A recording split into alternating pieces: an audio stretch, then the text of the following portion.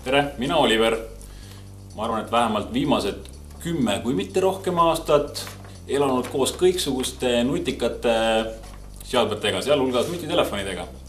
Ja üllatus tõenäoliselt ei ole see, et inimesed, kes nutitelefoni ostavad, ei osta seda mitte ainult pelgalt rääkimiseks. Vaid nutitelefonis on tänapäeval ikka oluliselt palju rohkem lõbusaid asju, mida kõike sellega teha saab. Ja nutikonverentsil võib-olla vaatamegi, et mis on need meelelahutuslikud asjad, mida iga uus nutitelefoni omanik oma telefonist leida võib ja kuidas neid kõiki lahedaid asju siis enda kasuks tööle panna ja neid igapäevaselt kasutada. Üks asi, milleks nutitelefoni võib-olla paljud kasutavad, on sama pildistamine.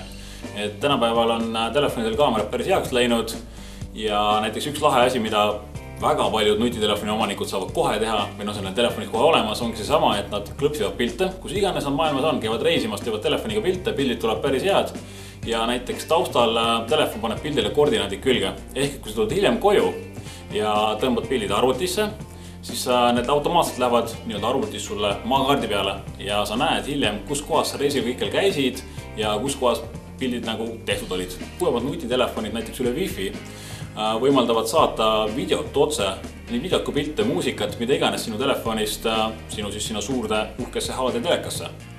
Et kutsud sõbrad külla ja ei pea pilte vaatama pelgalt kas siis telefoniekraanilt, mis on väga väike, vaid saad saata üle õhu oma telekasse. Tõenäoliselt ei ole palju neid, kes ilma telefonite korrust välja läheks.